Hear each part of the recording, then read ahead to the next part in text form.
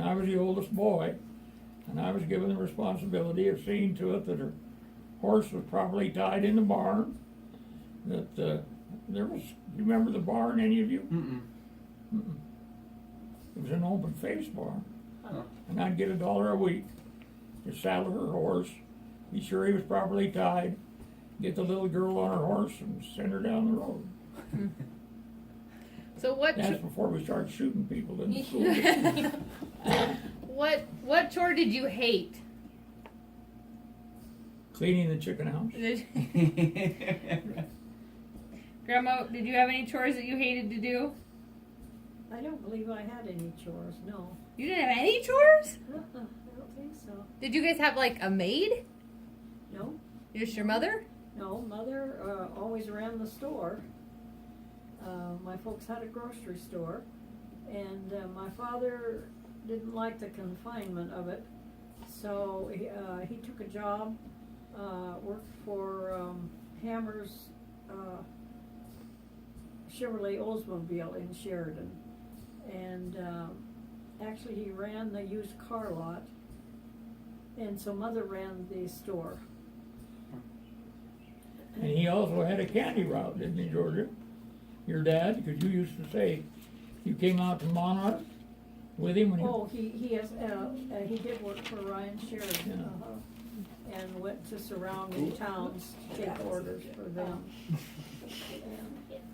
and we had sword fights and all those Yeah. type of things. Yeah. Typical kid stuff. Yeah. Wonderful, but it was great, and that's gone on for many, many, many years. When you think about it. Matter of fact, Alice had 24 kids here the other day, and they were playing kick the can, and she brought her 3 students down, and then she took them over to look at the beaver slides across the road.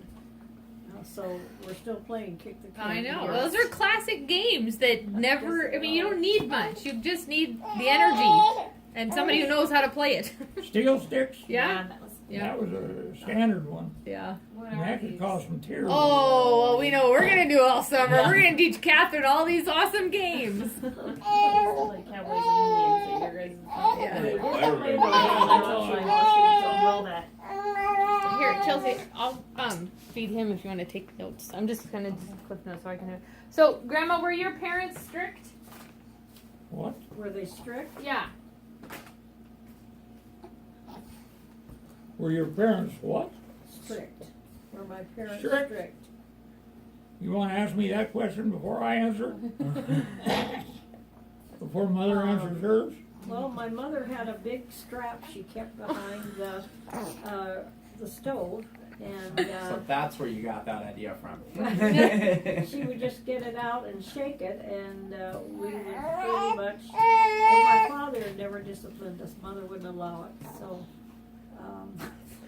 Mother was the disciplinarian, I would say. Yeah. But Daddy could say something, and it would be far worse than Mother's strap. Yeah. So. How about your parents? Were they strict? My mother was very strict. I don't think my dad was, but my mother was certainly, and she was strict from the etiquette side up to the top. I mean, my mother knew all of the rules of etiquette, how to set a table, what fork you're to use, how you're to hold it. All you kids hear me on that? You've done a good job of training all It of is us. all Grandpa. in us, Grandpa. Yep. Yep. It's instilled in you now. Yes, Oh, yeah. it is. Yep. And all of our children get the same lectures that we got. Yep. So, yep. And Except we avoid the butter knives and elbows. But I do remember Trent said when they were in England and went to this very lovely place to eat with some military person, that they felt perfectly at home because they knew what to use and when to use it. Yep. No, it's crucial. my dad would lecture you to where it broke you apart, but he never physically touched us. But my mother would. Oh, really? I've had a few beltings in the basement, and it hurt me. But it's Not as bad as your dad's words, though, right? No, Yeah, no. that's genetic. When my dad took me upstairs to talk to me, Oh man, that was a disaster. But all us kids up here at Slack School had been playing doctor. And we got a little bit too aggressive with our playing real doctor kids, see? And oh my, the rumor that went around and I haven't heard of this one. What was it? my dad really, oh man. And Marilyn Miller was the culprit, she told on us. And Marilyn Miller was a little rich bitch, I'll tell you. She was. She was an only child, wasn't she? Huh? Wasn't she an only child? Yes, I can see why. But that's a whole other story in another book about She was the very Millers beautiful. and that family. And they were my neighbors. But, and then one time I got caught smoking. Uh-oh. I didn't get caught, my mother smelled my breath. And I was sent upstairs and couldn't go to the family picnic. And I didn't admit to her that I'd been smoking, I kept denying it. And I had been smoking. Had a pack of Lucky Strikes hidden up there on top of the hill. Well, when they're rolled underneath your shirt sleeve, it's No, we did them under those century plants, mama's knitting needles. And that was two of the boys up here at the Moss Ranch that were involved in that escapade. I was a good kid. Yeah, you ran away from school. See, Tyler? It's genetic It's genetic too. too. Better things to do with your time, right? That's right. You ran away from the babysitters, though. And school. And school. And His school. his And kindergarten school. teacher had to hold him Miss like Kraft this. grew up on a dairy farm, and Yes, was the she only did. reason I got into school in the first place. Yes. She was the only teacher that could catch me Yeah. and then hold on to me. Mrs. Stokey was from a dentist family. She Yeah. didn't stand a chance. Well, I know you run away once from the babysitter. Oh, I know. Yeah. It was more Saw than the man once. last night. And Trey said he was driving along and he saw that little coat he thought he recognized. It was the Oh, Ninja yeah. Turtle slippers. We were in the truck when we saw them. You were in the truck? Mm-hmm. I remember that time Dad stopped, but I don't remember. And he said, asked him, where were you going? He said, I was going home. Well, the house was locked. You couldn't get in. I was going to play outside. And that just about broke my heart. And I don't think you ever went to the sitters again. Your dad got you a little shirt to wear when they were, and an apron for when he was doing surgery. You went to all his calls with him. Sometimes, he said, we just pull into a place and you jumped right out of the pickup because you knew you weren't going to be there long and you had to see everything. He probably had to go to the bathroom. I And did. you still don't sit still very Yeah, well. I was in slack school from 1938. I had 8 years of that. Okay. 46. Six. So how did you and Grandma meet? Playing Rummy. Red Rover. No, Red Rover at the Latin picnic in the Sheridan Park. I didn't go home with him that night though, but Did you ever play Red Rover? Yeah, I know. Yeah. Over. How old were you at? I would have been a year older than she. But were you in How old were you? in high school? we What? were What? in high school, yes. And I went to school up here and graduated. And of course, I became sort of the king of the hill because I was the oldest student. And then the only student in grades 6, 7, and 8. And I had a school teacher that was tremendous. Her name was Saltmarsh. And she took me under her wing and she tutored me on the good side, don't think. And You were the highest I had, score in the county, weren't you? yes. And but she tutored me after hours after school. Well, I would sit in the schoolroom there and she'd ask me all these questions, preparing me for the rural graduation ceremony when all the rural schools would get together at Linden Auditorium and have their graduations, and those would receive their 8th grade graduations and where they stood in their class. And I had very high ranks, just because I knew the answers to all the questions that the teacher had previously asked me. Go ahead. So then for high school, you went into Sheridan, right? Not until a freshman in high school. Yeah. And then you would ride the train in and stay for the week? Is that? Dad, well, the first year, Mother went in and rented a little apartment where the Sheridan Center Motel is right now. And Mother had an apartment in there, nothing but a motel room. And she stayed there with me, and then we would come home Friday evening, and then Mother would take me back in, and that lasted 6 weeks. And there were other things going on at the ranch that were more important than Aren't you going to tell them what it was? why. Well, now you have to, Grandpa. Well, we had it was very customary for most of these ranchers to have hired help. And generally they were women. With help. Household help.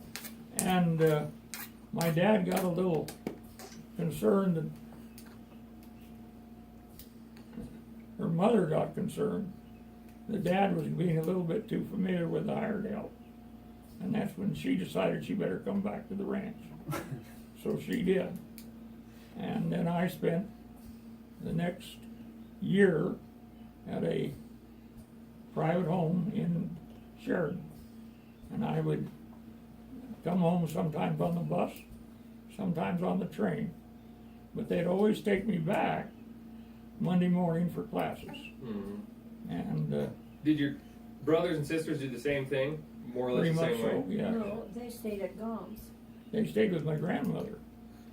But when my grandmother sold her house, that's when Mother decided she should move to Sheridan with me. But that only lasted, I think, 1 month. And that was Christine Syme that, I didn't know, I never met that them. worked here. She lived in one of the rooms upstairs, and she did all the helping of Mother. Of course, in those days, they did a tremendous amount of cooking, canning, gardening, Yeah. everything. Yeah. And go ahead. You told me, I don't know if this is on your It's list of okay. questions. You told me once that you didn't have, none of the rooms were your room. You never had a room, No. you had a trunk, I had a place. but you'd stay, I'd be in one room for 2 or 3 weeks or a couple of months, and then another room, and then lots of time in the summertime, us boys would all sleep in the basement. Or in that little room, on the sliding door shelf. right. And we that was a boy cave out there. We didn't have those words at that time, but that's where my brothers would get in trouble. Those sort of things. So you guys met playing Red Rover, but when did you start dating, or was that like, how did your relationship? I don't think it was that year, was it? that She we was, started? no, we didn't date that first year, but No. that's where you first caught my eye of attraction. I remember meeting you that summer though in Sheridan, right there by the First Interstate Bank, and I thought, why did you wear your tight shorts today? That you were thinking that about yourself? Yes, Oh. why did you wear your tight shorts today? Because I ran right into Kenneth. And I think we got serious my junior year.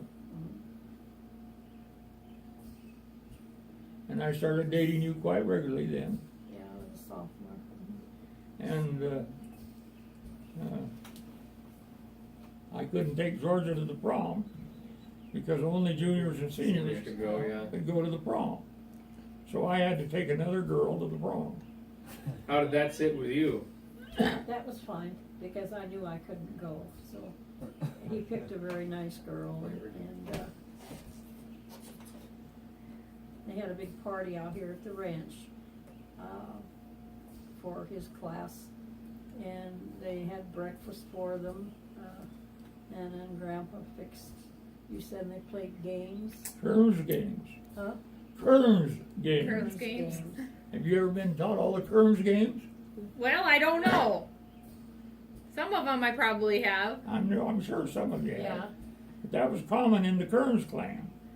That you always had the family and you played some of the damnedest games. Butt And, darts. Was that one? No, that was the next generation. Yeah. Generation, It's okay. Bratton cycle. What were examples of some of Yeah. the Kerns clan games? Where you take the plate and hold it over a candle and get soot all around it on the bottom of the plate. Oh, yes. And the guy is the victim that doesn't know this. Everybody else is aware of what's going to happen. And you sit down, you hold the plate, and looking at it, and you're looking at the face side, not the back side, which is all covered with soot. And each one of you is to follow exactly what the leader does. And the leader would take his hand and touch the back of the plate and get the soot on his finger. And then you brought it clear out here so you couldn't see it. And would say, "This is me." And when you did this, you were putting a black streak down your face. And of course, then everybody got real amused about this Yeah. because here was this poor guy Not knowing. and he was the only one that was getting blackened on the face. And that was a Kerns game.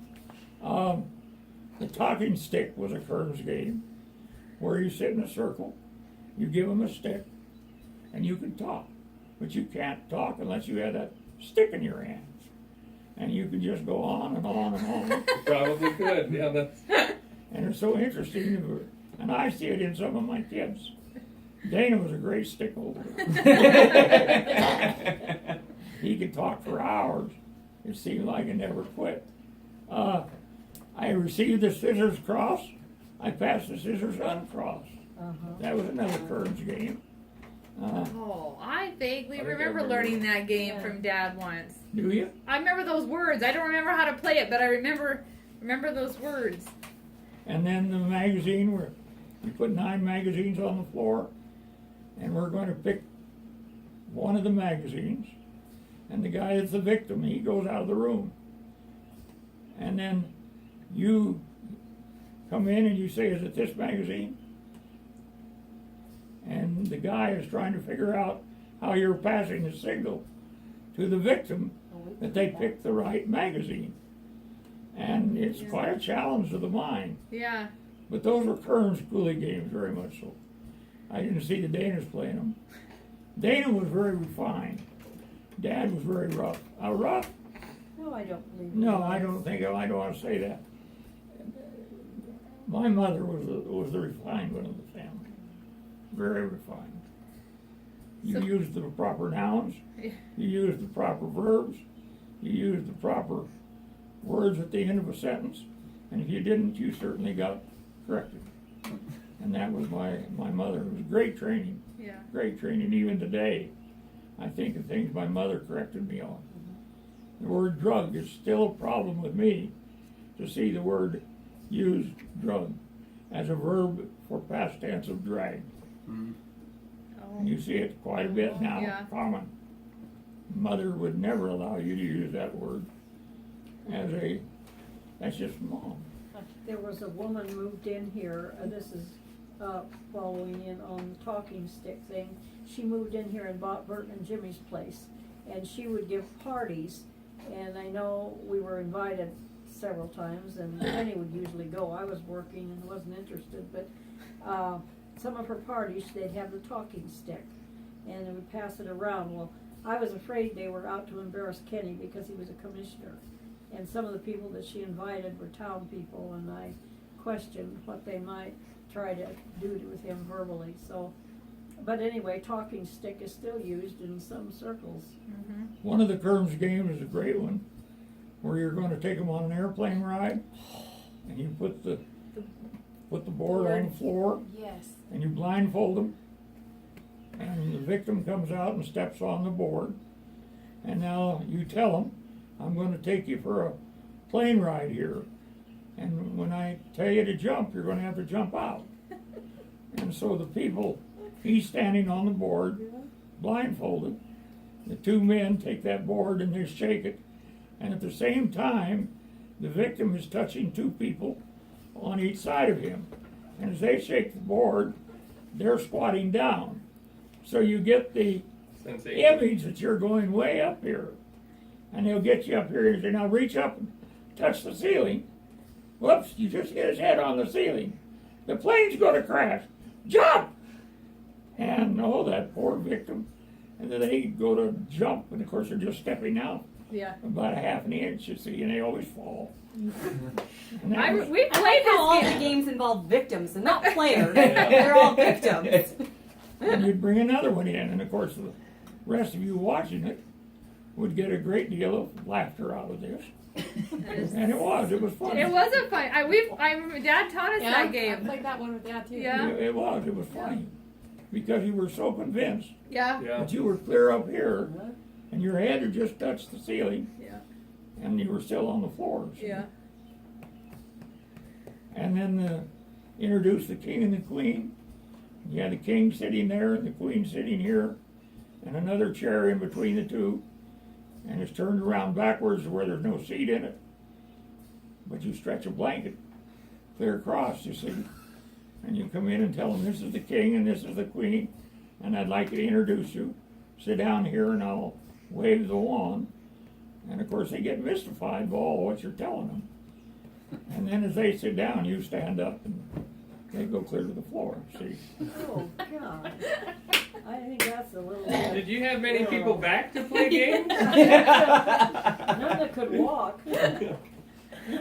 But those were Kerns games. Adventurous evening, you got to see the king and queen and an airplane ride. But those were fun times. So Great family times. And then we played a lot of bridge as a social entertainment. I can get in another layer of those. So It Grandma, was a great life. how did Grandpa propose?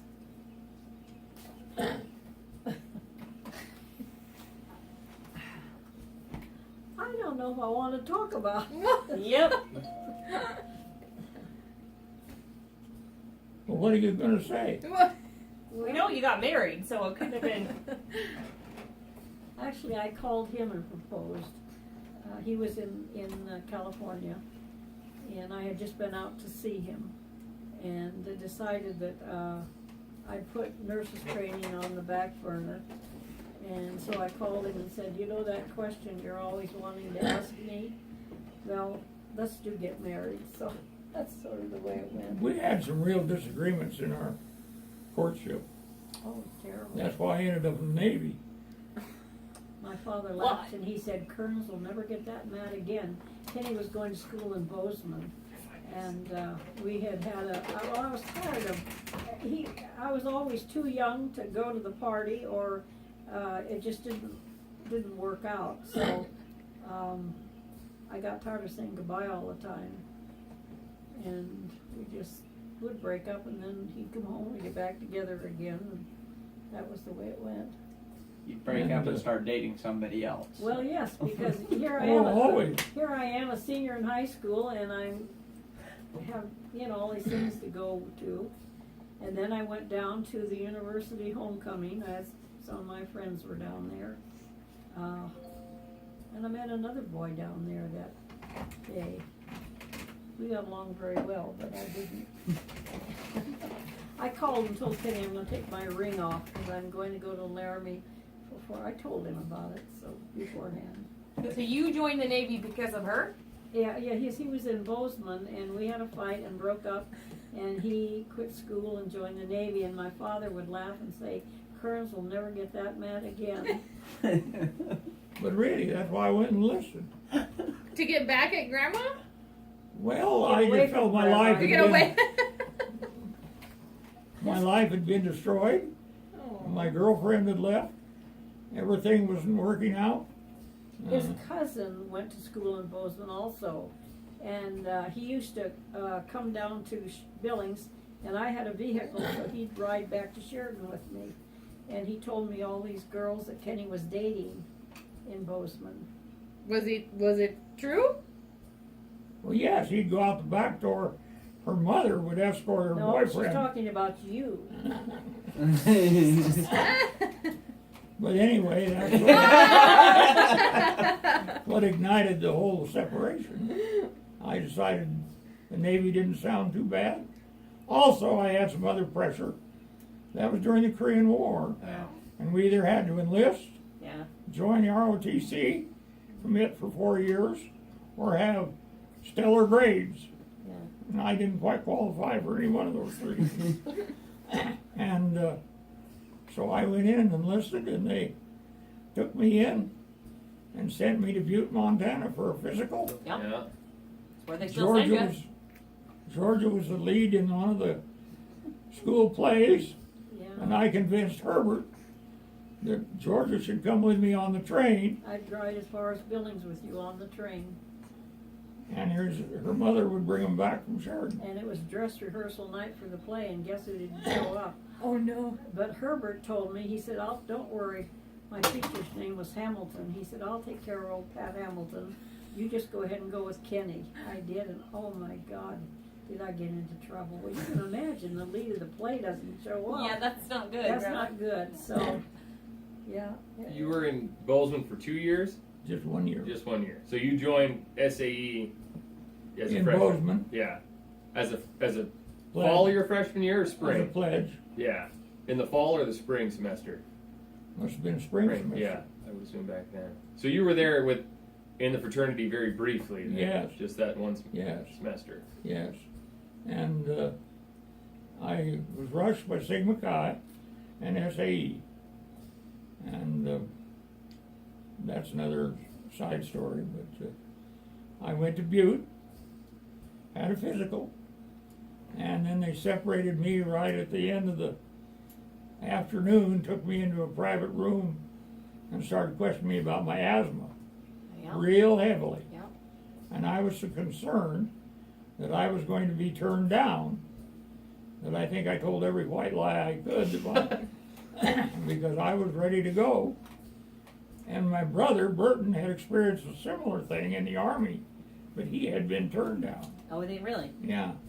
And Well, but he was in the service. he enlisted or volunteered in the Navy, then was turned down because of his physical. He had belly rooming. Oh, they don't have belly rooming now, but that's what it was. Jaundice. Did Herbert serve then? Herbert had already gotten out by then. But he did serve. Yes, He was. Was he Navy or? he was in the Navy. Yeah. He went into So I thought I'd seen a picture of him Cadet- in a Navy uniform. Naval Oh, that's Cadet right, yeah. School Oh. and flunked out. And so then he went on an LST, stationed in, I think in Tacoma or in that area up there. And then after he'd gone through the training to be an LST operator, landing ship tanks, they were amphibious units. He got called back in to the cadet training as a second chance. And so he never did go overseas. And then he was discharged. He was still in cadet training. He looked so much like that kid. Yeah. I've seen. You've seen the pictures. Oh, Yeah. It's just frightening. You've seen his, You've seen Herbert's those picture. photos, haven't you've you? seen You would Herbert's confuse the picture. two. Even Taylor? yes, your husband. Hmm. Reincarnate. It really is. It's Herbert almost lived outside the moving. bubble a little bit. Reincarnate. You've never seen the. Well, let's Do you- be sure. Where do I Did you have your pictures? Kerns family album? Is it in there? They're in the desk. Or in the counter, on the counter. Sit deep, Captain. So- It's just unbelievable. I said I don't really You see could it, be but Herbert's son, and Okay. it's, That's what we look like, and we. I can see it. Oh. Polar opposite. So tell us about your wedding. After Georgia and I had reconciled all our differences, we decided to get married. This is in 1952. three. Well, we were married in 53. Three, yeah. And that was the fall that my brother died from polio. And it was quite a strike, quite a blow to the family, because Herbert had been in the process of moving all of his operation from Stockade Creek to Ingomar. Oh. And he was moving cattle, and Is that how you ended up in the Ingomar country then? then I ended up in Ingomar because my dad had already bought the place. Okay. Maybe because you have a lot of brown now, like in the shape of your eyes, but I don't know. Yes. And so Georgia and I talked about it. Should we cancel the wedding? And we talked to Mother about it and Dad. And they said, no, go ahead with your plans. So we had already made plans for a January wedding. And I came home on leave and after Christmas. And Georgia and I were married the 9th of January. And she got in the car with me and away we went. Sounds oddly familiar to my marriage story. Somebody came home on leave. We got married in January, and off we went. Yep. Except for off he went. He went back to Japan. I can Yeah. see Sound it. familiar, Grandma? It does. And we went to, I was stationed in Oakland Naval Hospital at that time. And then I was transferred from the Naval Hospital to Shipyard in San Francisco. And Georgia and I lived in in Mission Valley, was the name of the town. Daly City was the town. And then when I got assigned at the shipyard, I had tremendously good duty there. There wasn't a lot of military spit and spallies. We had a dispensary unit. There was about 90 of us foremen in the medical, and we had, I think it was 13,000 civilians in the shipyard. Okay. That we were basically the medical support team for that employment. We did all of X-raying and all of that sort of stuff. And while I was still at the shipyard, I was going to be stationed there until I got discharged, except the commanding officer got his orders. And I think, 2 weeks later, I received my orders. And I was sent to the Marine Corps. And I had to go take my training with Georgia.